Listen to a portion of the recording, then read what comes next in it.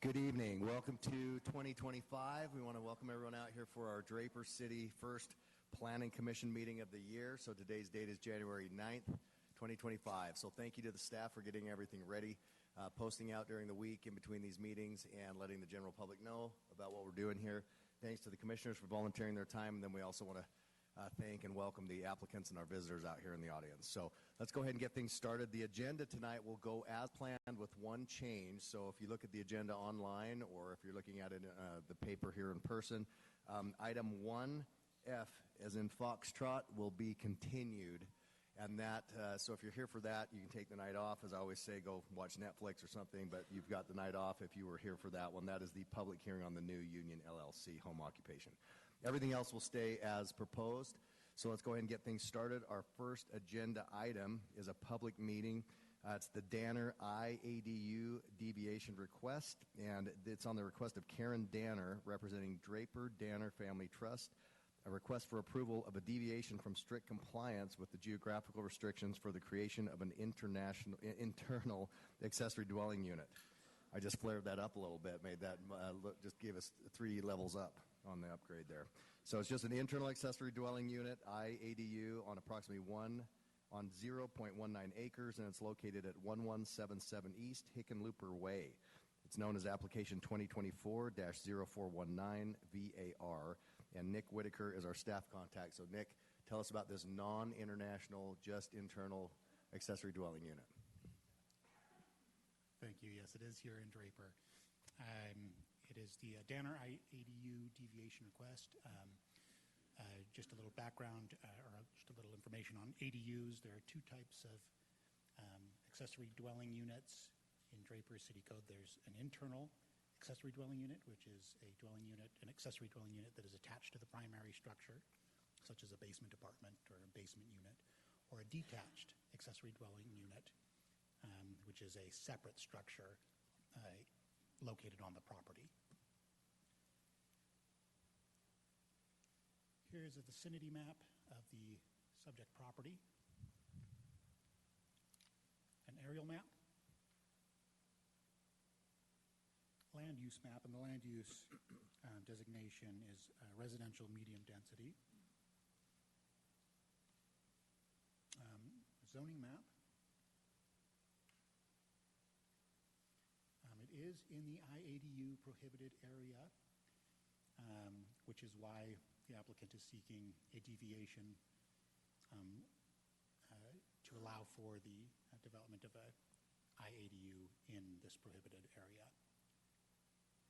Oops. Here is their site plan. Driveway is here, rear of the home.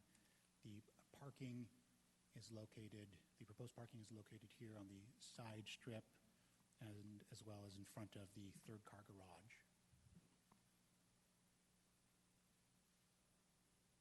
The elevations of the home. The IADU is being proposed to be in the basement of the home. Here are the plans. Now, this does say approved. This is regarding a permit that is unrelated. They just use this for their floor plan. The entrance here, it is sealed off, or it's separated from the main structure here with a door.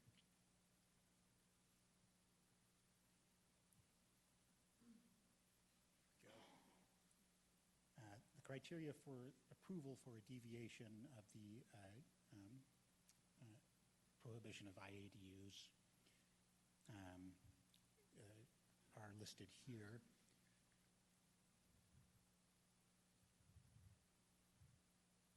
And are there any questions or comments? I have a question. Sure. Nick, do you know why this area was designated no IADUs? You know, I don't know the answer to that. I can answer that. The designation of the mapped areas for no IADUs was basically properties that fronted on streets that were narrower than our minimum public street width, or that were private streets that we didn't have any control over on-street parking. The reason being, with a typical IADU, you're only allowed to require one parking spot under the state code. In this case, we felt that if these only had one, there would be another one trying to spill out onto the street. And so that was the main reason for putting these areas into that mapped area. And so the deviation, which did make a change recently, came through here, is really just to allow for those that have that second parking stall for the IADU to be able to have that within the prohibited area.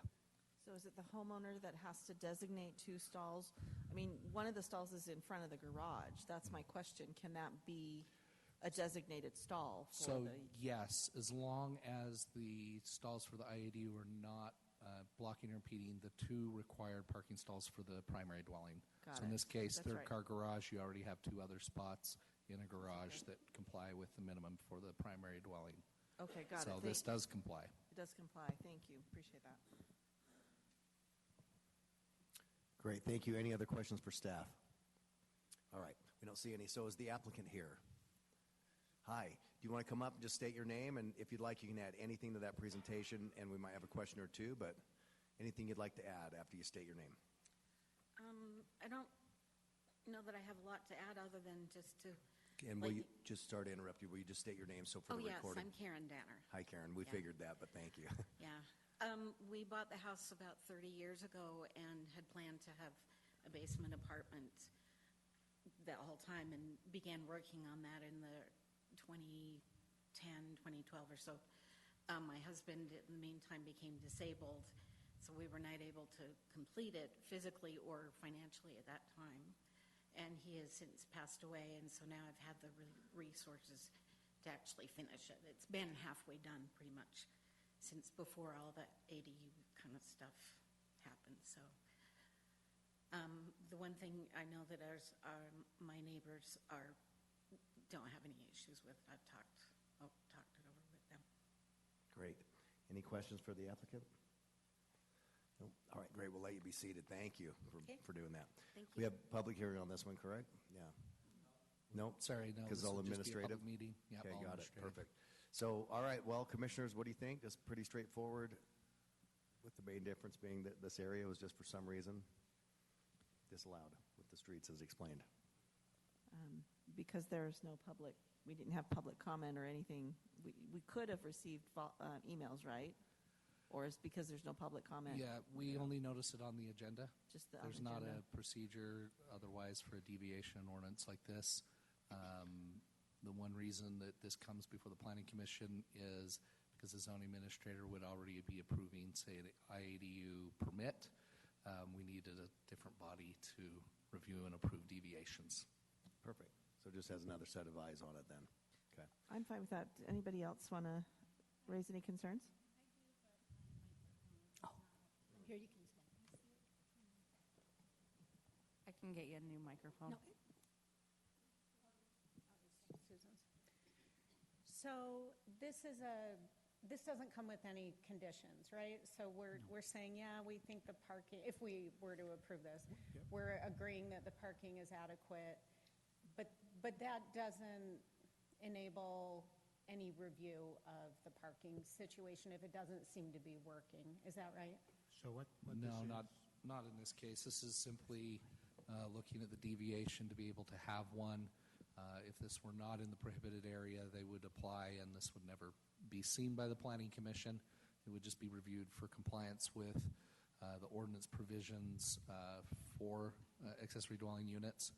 This one has been reviewed by Nick. We found it to comply with all of those as well. It's just this one component that needs an approval. Okay, thanks. With that, and I think it appears to meet all the conditions, I'm happy to make a motion unless there's, okay. Sure, go ahead. I move that we approve the deviation request from strict compliance with the geographic restrictions for IADUs as requested by Karen Danner, representing the Draper Danner Family Trust, application 2024-0419-VAR, based on the following findings for approval and the criteria for approval as listed in the staff report dated December 18th, 2024. and there are 4 findings of approval. Thanks, Susan. Who will second that motion? I'll second. Thank you, Lisa. All right, let's go ahead and put this to a vote. So we'll start down there with you, Susan. How do you vote? Yes. Lisa? Yes. Mary? Yes. Siobhan? Yes. And Laura? Yes. All right, so congrats on that, and good luck with your project that you started many years ago. We wish you well. All right, our next item we've got is the Zions Bank Draper amended subdivision plat request. This is on the request of AWA Engineering, representing Zions Bank Corporation. A request for approval of a subdivision plat amendment to create 3 lots on approximately 2.87 acres. This is located at approximately 12271 South, 900 East. This application is known as number 2024-0339-SUB. And Todd Taylor is our contact on this. So Todd, go ahead. Thank you. This is a vicinity map showing the site just north of 123rd South. This is an aerial map showing the existing 2 buildings in development on the site. The site is designated as neighborhood commercial on the land use map, and it is also zoned neighborhood commercial. This is the proposed plat, which is located within the Draperville plat area. You can see the 3 proposed lots, and then there is one adjoining sort of neighbor parcel owned by a different owner. Staff is recommending 2 additional conditions of approval beyond our sort of standard conditions, and that is that a reciprocal cross-access easement to that neighboring parcel be recorded and noted on the final Mylar prior to the final approval of the zoning administrator, and that a current title report dated within 60 days be submitted to the city with the final Mylar plat. That concludes my presentation, and I'm available if you have any questions. I'm not clear on why we're looking at this plat. Why does it have to be 3 lots? Are they going to sell the parcels? Are they going to develop the parcels? I would defer to the applicant. This is just the request that has come to us. Isn't a plat an owner's right to do however they want it? They can request that, and if they comply with the standards of the city and the state, then So they can play Tetris however. sorry, I didn't hear the question. They could play Tetris however they want to, right? Like, they can have different angles They can, as long as they're abiding by the codes. that's correct. Perfect. All right, no other questions for staff? Thanks, Todd. All right, is the applicant here? Hi, come on down. Same drill as before. If you just state your name and add anything you like. You bet. My name is Rick Magnus with AWA Engineering, 2010 North Redwood Road, Salt Lake City, Utah. Here on behalf of the applicant, and first of all, I want to let you know is that we really appreciate staff. You have a good staff here in Draper, and we appreciate them working on this. To just clarify a few things, if you saw the existing 6-parcel area, it's very chopped up. It has 6 little parcels to it that are just really a mess. So this is an effort to clean this up and provide 2 other lots that are going to, lots 2 and 3 that are going to be developable. And we also, with the additional comments or requirements from the staff, we concur with all staff recommendations, and I'm just here to answer any other questions you may have this evening. So lot 1 is the lot that has the existing structure on it, correct? Yes. And that'll just stay as is? Existing. That's the plan? Yeah, you may see improvements come later, but that existing structure functions just perfectly for us right Got now. it. Yeah, thanks for sliding that back so we can see that. Any questions? All right. Did you do this plat? Did I what? Did you draft this plat? Our company did, AWA Engineering. And It's beautiful. It's like I've done a lot of plats, seen a lot of plats. It's pretty. Well, thank you for that. I'll pass it along to our survey department if you don't mind. Perfect. Good job. Let's not have me touch any of that, okay? But thank you. I'll pass it along. Thank you. Thank you. All right, we appreciate it. Okay, Thanks. thanks. All right, commissioners, what are your thoughts? I have a question for staff. Didn't we look at this before? Haven't they brought this before? No? I don't know No, I that think they it- have. Yeah, I don't remember this site coming in. It's no. Might this might is, be way before I was here, yeah. yeah. Okay, never mind, thanks. Yeah, we've had something up to this side of it, but not there. So, Okay. all right. Well, what do you think? Pretty straightforward. I'd like to make a motion. Yeah, if go ahead, there's Mary. no further discussion. I move that we approve the amended subdivision plat as requested by AWA Engineering representing Zions Bank Corporation, N.A. for the Zions Bank Draper subdivision amended plat, application number 2024-0339-SUB. Based on the following findings for approval and subject to the requirements listed in the staff report dated December 12th, 2024. And the finding for approval being there is good cause for the amendment and no public street, right-of-way, or municipal utility easement has been vacated or amended. Well done. Thanks, Mary. Who will second her motion? I'll second. Thanks, Lisa. Okay, let's put this one to a vote. This is for approval. Mary, how do you vote? Yes. Lisa? Yes. Siobhan? Yes. Laura? Yes. And Susan? Yes. All right, congrats on that. Thanks for coming in. And it looks like gift cards for all the draftsmen, right? Gift cards when you get back. They like new erasers, I think. That's what one of their. All right, so let's go ahead and move to our next item. It's 1C as in Charlie. This is McMillan Subdivision Plat Amendment Request. It's on the request of Scott Prestwich, representing property owners Thomas and Lori Vuksinic. You can correct me when you come up on that one, wherever you are. And then Ronald and Lynn McMillan and John and Melissa Engel.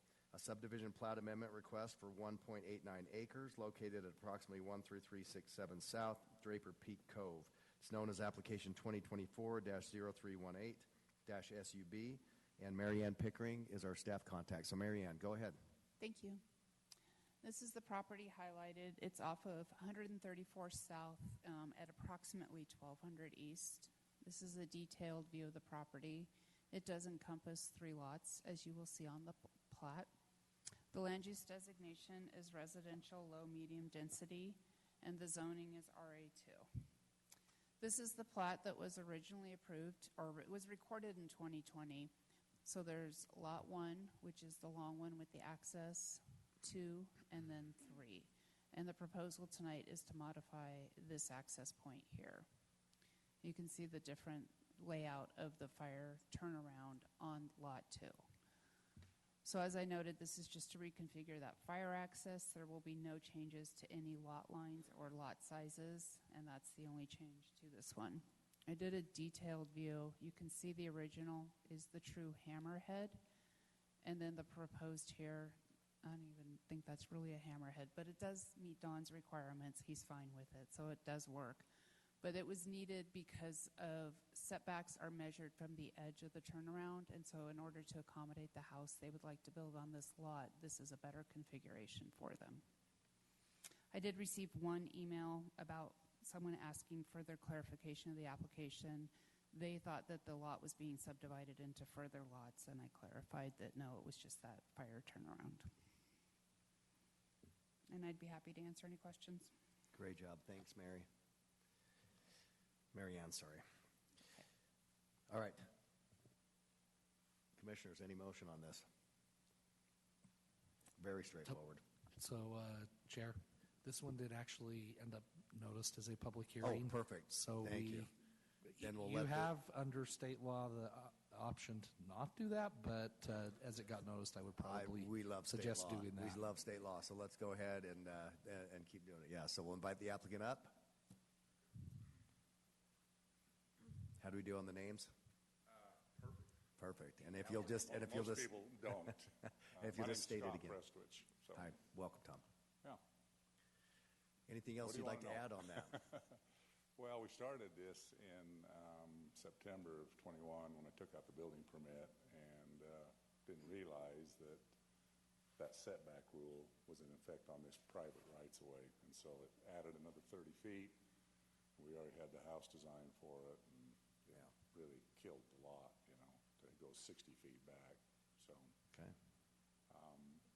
Lori and Tom are really good friends of mine, and she's been wanting a house forever, and my buddy, he doesn't really care if he gets a house or not, a new house. So we would have got this done a lot sooner if we, because I think it was Jennifer told us to just, take out a amended plat and get it going, and it just drug out this long, so. Perfect. Yeah. Okay, well, any questions for the applicant? All right, well, thanks for walking on up. We appreciate it. Thank you. All right, so public hearing. Let's go ahead and open this up to public comment. So this is the first one of the night, and the rules are as follows. We have a little timer over there. You're welcome to come up and address this and any of the next agenda items that are public hearings for up to 3 minutes. We just ask that you don't go over. You don't have to fill the whole time. So with those guidelines, who would like to address this agenda item? All right, we don't see any, so we'll go ahead and close the public hearing. All right, now, commissioners, what are your thoughts? I don't have any problems. Does anybody want to make any comments? I'll go ahead and make a motion then. I move that we approve the subdivision plat amendment as requested by Scott Presswich, representing property owners Thomas and Lori Buxinick, Ronald and Lynn McMillan, and John and Melissa Engel for the McMillan subdivision plat amendment application 2024-0318-SUB based on the following findings for approval and subject to the requirements listed in the staff report dated December 20, 2024. There is good cause for the amendment, and there's no public street or multiple municipal utility easement will be vacated or amended. Great. Thanks, Lisa. Who will second that motion? I'll second. Okay, thank you, Susan. Okay, let's put this one to a vote then. Lisa, how do you vote? Yes. And Susan? Yes. Mary? Yes. Siobhan? Yes. And Laura? Yes. All right. Congrats on that. Good luck. Let's go ahead and move now to our next agenda item. This one is the South Willow zoning map amendment request. This is on the request of Brandon Preece of Gilson Engineering, representing Vanguard QA LLC. It's a request for a zoning map amendment from the RA1, which is residential agricultural, 40,000-foot minimums on the lot size, to RA2, which is residential agricultural with 20,000-foot minimum lot size. Zoned for approximately 2.43 acres, located at approximately 516 East, 13800 South. This is known as application 2024-0340-MA. Staff contact on this one's Nick Whitaker again, so go ahead, Nick. Thank you. So this is for a zoning map amendment, the South Willow zoning map amendment. Here's the vicinity map. It's located at 516 East, 13800 South. It's comprised of 3 parcels. The current land use is residential low-medium density. Current zoning is RA1. And the proposed map amendment would be to change these 3 parcels here from RA1 to RA2.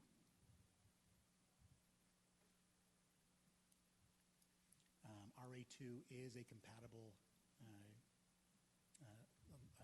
land use designation with the residential low-medium density.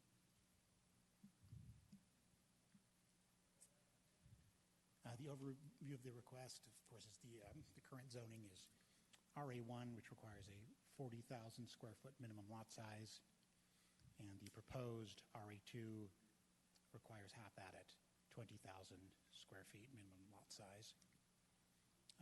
The description in city code is actually the same description for each. They're both defined in the same description. Here's a photo of the site. Any questions or comments? I have a question. Can you go to the aerial map yeah. There's a access road that's on the left side of the home. Yeah. Does that go back to another property or dwelling behind that? This one here? Yeah, I mean, we can't see what's at the bottom of the map, but It does go back to another residence. so does that other residence have, I'm assuming they have access rights on Yes, this yes. private road to get back to it? Okay, so this is not going to change anything with that? Okay, thank you.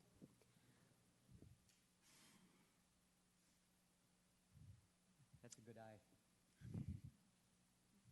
I think it's prescriptive easements by now, right? If there's something out there. Yeah, so that terminates into a house and their driveway back there. So, all right. Thank you, staff. Is the applicant here? All right, come on down.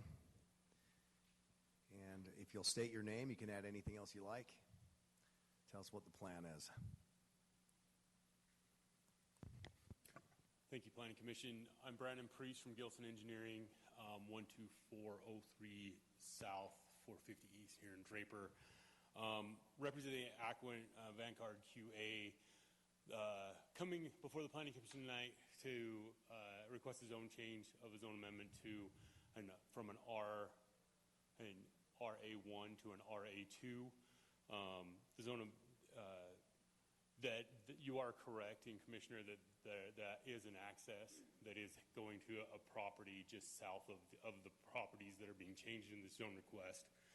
The plan for this zone, the reason we're coming to this zone request is this is the very first step of the zone amendment in order to come in with a planned subdivision. We have subdivision plans done, ready to submit for staff review using an RA2 zoning requirement.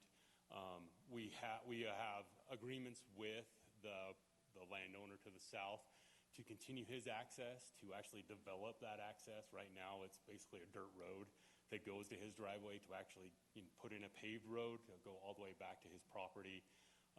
And those will all be submitted for staff review as the subdivision process continues, and this is the first step of that process. Happy to answer any questions that you have. Okay, thank you. We appreciate that. Yep, We'll invite you back up if there's any fireworks during public comment. How's that? Sounds good. Okay. All right, so this is a public hearing. We'll open it up for public comment. Who would like to address this agenda item? We'll give you your 3 minutes. Come on down and just remember to state your name before you start. Okay. I'm Tim Johnson. I'm the neighbor to the south. My concern was just what the road width would end up being as far as when this gets developed. I've seen a couple things in code regarding 20 feet on a private lane can sometimes be allowed on paved, but since this is it's going to be a fire accessible road, it's going to need to be 26 feet as a minimum width. I just wanted to clarify that. So the way this will work is you'll just give us your input. I'll make a couple notes. Then when we're all done, we'll ask the questions to the staff. Sound good? Yeah, okay. Cool. Anything else? So that was my main concern, is what the street width will end up being. And if it ends up being that they can do a 20-foot wide, I'd be inclined to not be a fan of the rezoning because my access is already pretty restricted. And we've had a fire of the cabin down that lane. And so we're pretty traumatized with fire access, and we have high concern to make sure that we have as much allowable room as possible on that road. So, yeah, I did read in the code something about, I forget what it's called, but something about when there's a fire hydrant on the road that it would need to be the 26 feet. So I guess that would determine whether I would be for or against the zoning of it. Perfect. So, Great, thank you. Is that it for now? Yeah, that's it. So we'll just, like I said, we'll let everybody else come up, and then if that's closed, I'll ask the questions for you. Thank you. Thanks for playing along there with our public hearing rules. All right, anyone else want to address this item? Okay, I don't see anyone else, so we'll go ahead and close it. Quick question for fire. What kind of road width are we looking at here? And I'm sure there's going to be a hammerhead or a turnaround or something required, right? Yeah, we'll figure out how to work out the turnaround.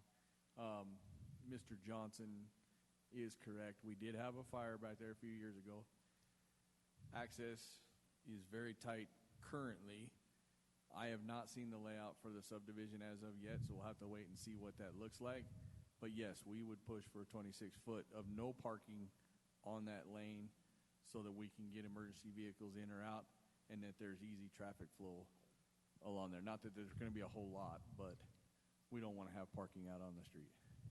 And is it true that you can use driveways as turnarounds, correct? We can, yes. Okay, if it's a proper driveway. Yep. Okay. All right. Any questions on this one?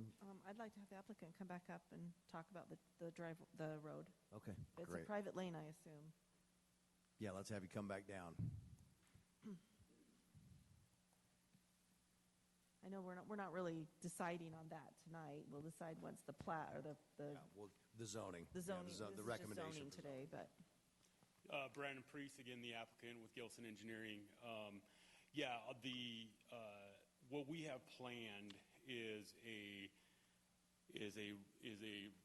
drive section basically matching what was provided for Jarvie Lane in Jarvie Estates, which is a 30-foot roadway that includes 12.5-foot each lane in each direction.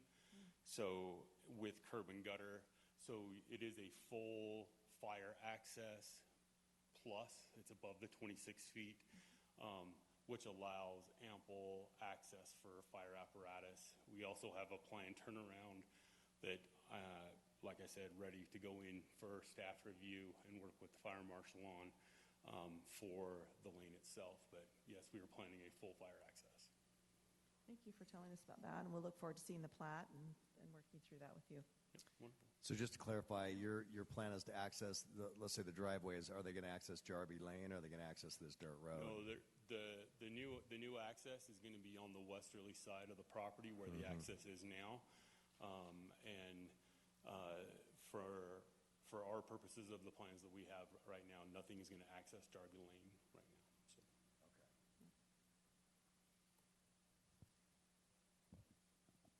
All right. We don't have anything else. Great. Great. We appreciate that. Thank you. All right. Well, commissioners, any questions on this? One question I had: how many lots would be allowed on this then, with after you factor in street and all that kind of stuff? It would have the potential for 4. Okay. We don't know until we see the plan, but it would probably be about that. But the math is there to put in 4. Mhm. Got it. Okay. That's all I have. All right, this is for a recommendation that'll go to the city council. So, and just to clarify what that means is we will recommend one way or the other. Regardless of that, the city council will hear it. And those meetings are on Tuesday night. So if you want to find out a little bit more, keep a pulse on this, watch your calendar for that. So to those that were here for the public hearing. So go ahead, commissioners. Do we have a motion that you'd like to present? I'll make a motion. I move that we forward a positive recommendation to the city council for approval of the zoning map amendment as requested by Brandon Priest of Gilson Engineering, application 2024-0340-MA, based on the following findings for approval listed in the staff report dated December 18, 2024,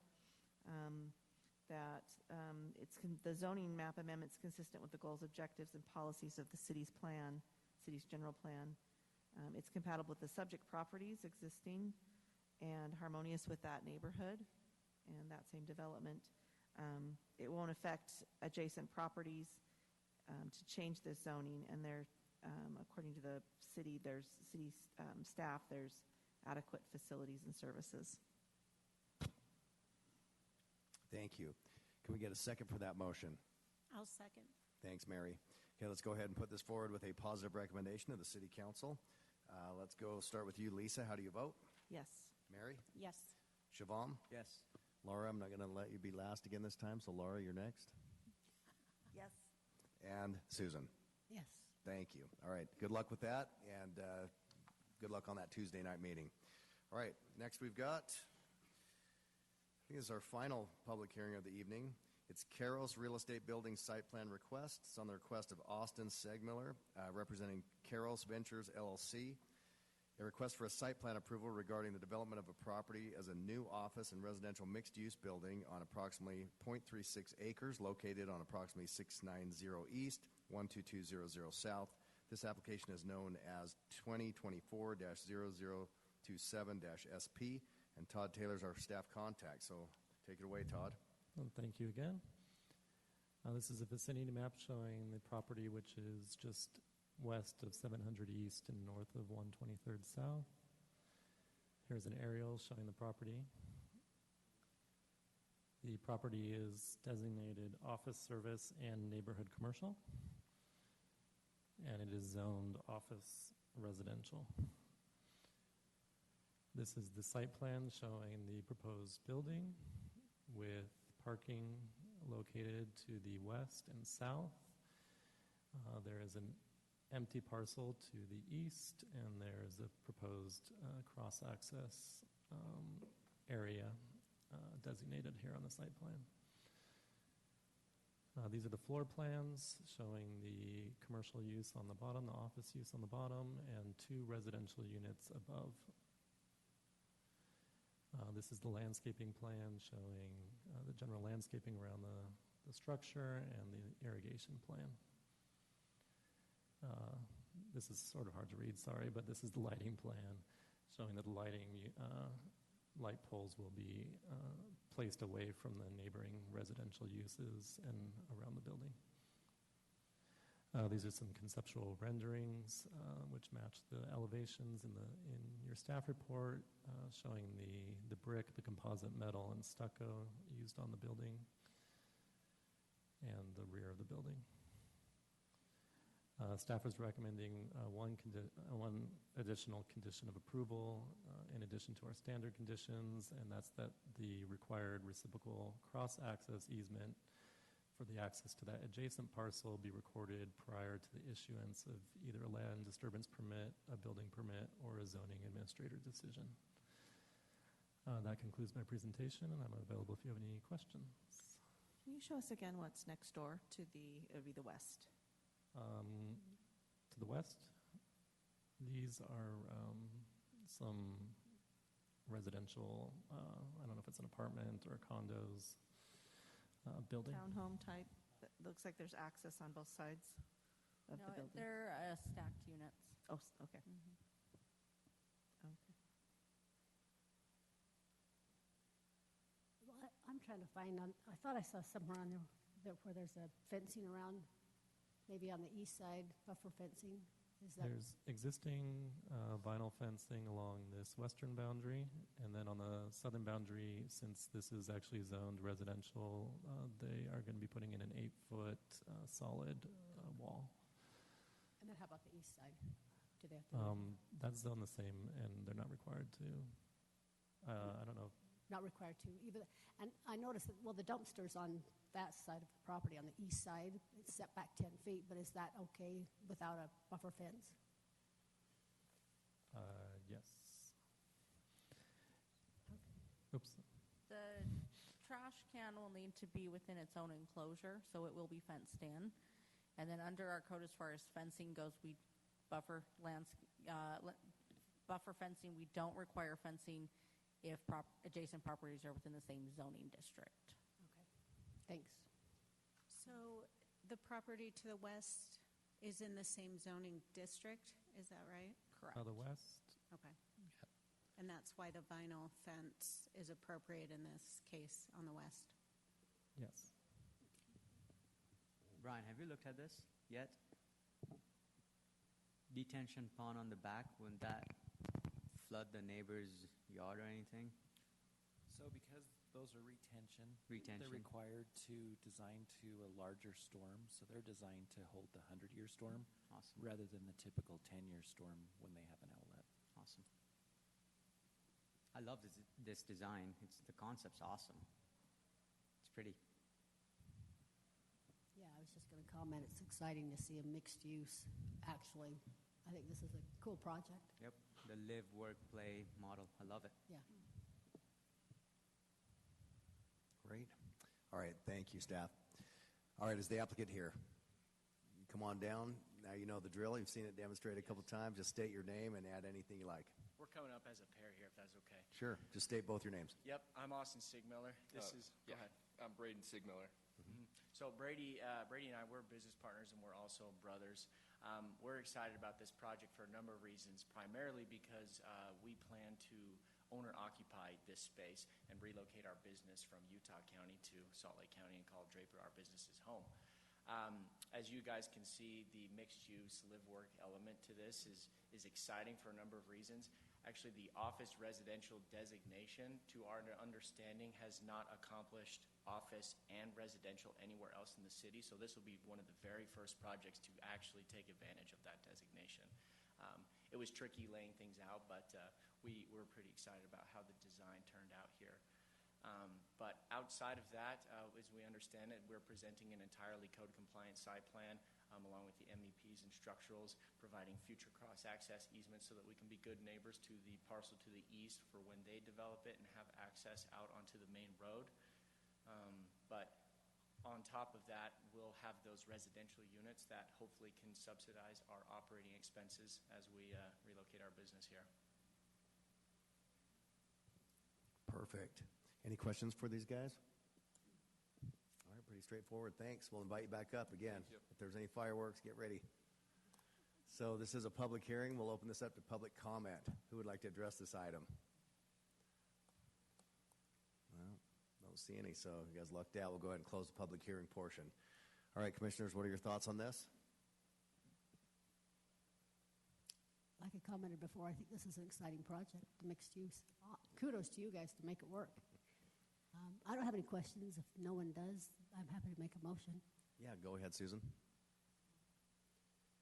Let's see. I move that we approve the site plan as requested by Austin Siegmiller, representing Carroll Ventures LLC for the Carroll Real Estate Building application number 2024-0027-SP, based on the following findings of approval and subject to the conditions listed in the staff report dated December 13th, 2024. And there are 5 findings for approval, and I won't read them because they're all in the staff report. Perfect. All right, thank you. Well done, Susan. Who will second that motion? I'll second. All right, thanks, Mary. Let's go ahead and put this to a vote. This is to approve, correct? So let's start with you. Susan, how do you vote? Yes. Mary? Yes. Lisa? Yes. Shabam? Yes. And Laura? Yes. All right, congrats, guys. Welcome. Appreciate you coming to Draper. All right. I think we've hit the end of our agenda. Yeah, I'll just give you guys a quick update from council meeting on Tuesday. So we had 2 items that you guys saw in December. So the first is that Mercer Mountain Development Agreement amendment. So the city council approved that as is. So it was the same draft that you guys saw in December. And then they had the rezone for Suncrest Reception Center on, and they did deny that request. Up there on At the top of the mountain, yeah. Got it. Yeah. Interesting. Cool. Yeah. What was the reasoning? They found that the proposed zone didn't fit in with the neighborhood, essentially, because it was a higher intense commercial zone than a neighborhood commercial, and that the neighborhood, because it's surrounded by a residential neighborhood, it wasn't an appropriate zone. What was the public turnout like? Same? About the same. Wow. I think there were 2 additional people that spoke. Yeah. Wow. You think a lot of that shocks me, actually. It does shock me, Yeah, too. do you think a lot of that, did it seem that it was the public clamor? I mean, I can't even ask that question that way, but do you feel they were influenced by public clamor? Just kidding. I retract that. Counselor, I retract that. But do you think that, that's interesting. Yeah. So I wonder what the plan's going to be moving forward with that. I guess the HOA can go buy that thing and, and do a worse job. A discount, a huge discount. Yeah, I'm not sure what the owner's plans are moving No, forward. I don't know if they talked about it like, so interesting. Well, okay. In zoning changes, you can consider public clamor. So that is like one places that you can allow that to. It was the public clamor. Well, Sorry, that's. could you repeat that, Tracy? I'm sorry, I can't. In zoning request changes, you can consider public. Oh, great. So let me rephrase my question. Do you feel that public clamor influenced the decision? Legally and lawfully, of course. I don't know Yeah. we can answer that. State law gives the council broad authority to just decide one way or Man, another. you're hitting me with state So- law. I love state law, and I agree. That's so You sound like a lawyer, Jen. Yeah.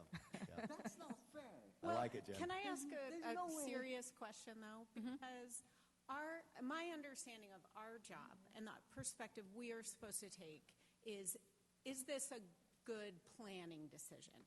Is this a decision that's appropriate in the context of planning? Yes. The city council has a much wider lens to look at things through. Correct. They can consider property tax. They can consider all the neighbors' comments. They can hate the applicant, maybe. I don't know, but not in this case. That's not what I'm suggesting.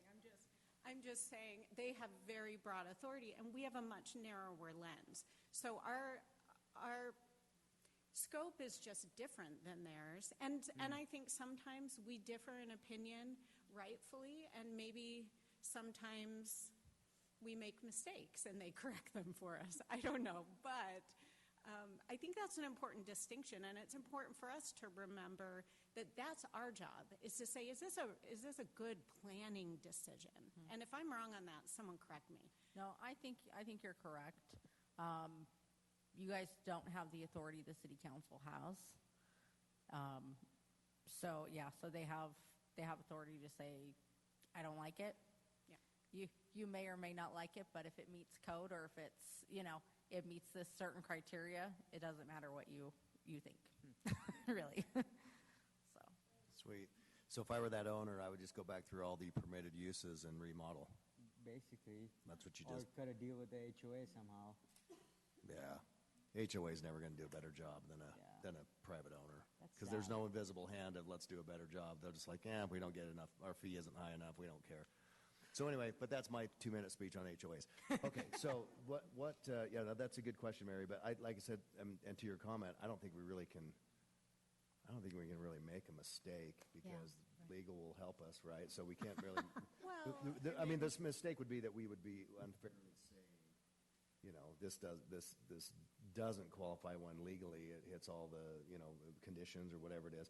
But it is interesting because I do wonder what the council's. Man, I would love to. Well, I guess I can go listen to it. I can ask any of them. I can email you guys their. Have you? Yeah. Did they comment why they voted against it or denied it, I guess? Yeah.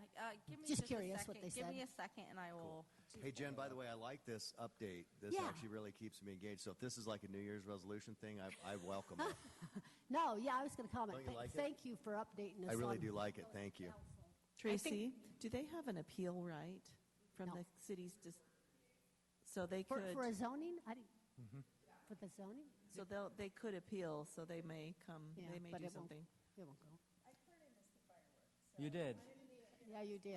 I don't even know if it was really that heated. No, but that one actually really shocks me. The room was divided, totally divided.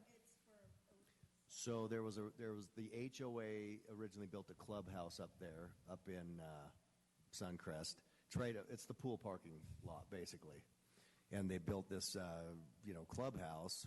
It's really just a reception center, and a private owner bought it. He's using it as an office, but it really only has 5 private offices. It's 5,000 square feet. I mean, the thing, I've been in the building. It's like a dance hall in there. Its highest and best use is a gathering center. Exactly. So it was built for the HOA. But that's my point. Our job isn't to determine highest and best use. Our job is to say, from a planning perspective, does this make sense? Does it meet the parameters that we generally try and meet when we plan? Yeah. We don't say, we're going to go for the landowner and get highest and best use. That's not our job. That's advocating for the property owner, in my opinion. That's fair. Fair. And I think it's kind of what fits in with the community. Yeah. I mean, to me it wasn't. Yeah, to me it wasn't into advocating for a property owner. To me, it's like, hey, from our perspective here, if it's not illegal and it's allowed, plus grandfathered in, right? I mean, we've all driven by blighted areas, right? And that to me is just like, hey, if we don't get a little lenient on this, and a lot of our comments, Mary, I think sometimes I would hope that the public or the comments that we have are listened to by the city council. So by saying highest and best use, yes, we couldn't say, no, you can't do this because it's not its highest and best use, or you can do it because it is.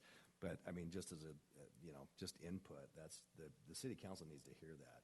Because let's move forward, right? Let's say it's kind of like the hedge grow that one applicant wanted to use in replace of a 6 or 7 foot cinder block fence. We all know that is a disaster. Was it allowed? Absolutely. Could we speak against it? I did, because I know that no matter what the tag says on the side, that it's going to be beautiful and 6 feet and 9 feet, and this is the best thickest leaves that you've ever seen in your life. We all know a hedgerow just dies here in Utah, and it doesn't act as a fence.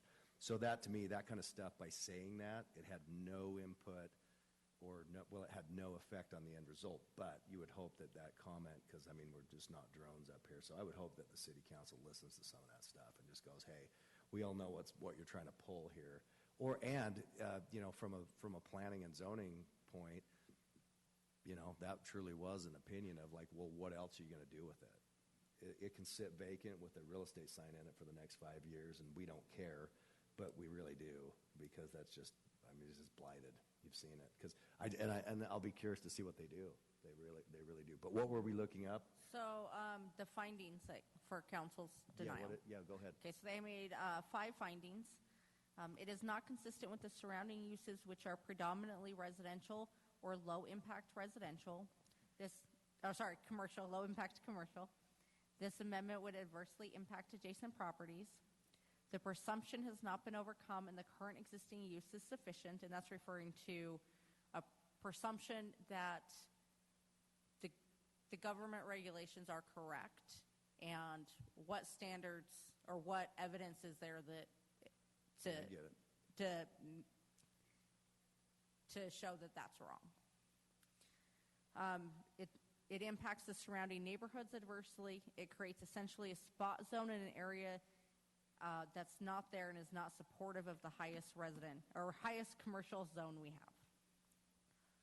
So they were basically saying spot zone with a higher intensity commercial zone's not appropriate for the area, and it adversely affects the adjacent property owners. Well, just as I recall, didn't they have a nightclub? Could we do a nightclub there? That is listed It was in the allowed. current zoning. It was a big giant P on there, permitted. Siobhan, you like to It dance? was still conditional, like just about everything else in that. Yeah, zone. I guess that's true. You know what? That was right. Because didn't Gary Ogden ask, well, what can you put here? Because everything is a C conditional. The old code, everything That's correct. pretty much was. Well, that's a reception center. That's right. I asked that they could have an indoor pickleball, which would be that would have been allowed. Which to me would have been noisy, but well, the ceilings are high enough. You could actually do tennis in there. Oh, is that right? Yeah. Oh, Sorry. So it sounds like maybe you need to make some phone calls. Dance club pickleball. That's nightclub pickleball. All right, but seriously, I welcome this feedback. If you guys do too, I think we'd love to hear more of that. Especially not that one's more important or contested than the other. It's just nice to hear back, to see what the council did, and be able to have some feedback instead of just going to read what they said. So thank you. All right, anything else you want to bring to us? Nope. Awesome, great. Well, I see we've hit the end of our agenda. What you know the drill. Who wants to hit it? Wait, before we go, I would like to say, can we count that as a train? Oh, I'm kidding. I'm kidding. It went 15 minutes, and I think they only count hours, so 1 hour. Probably not. That's right, we round up. Okay, instead of putting them on the spot, I move we adjourn. I agree, adjourn. See you next time, guys.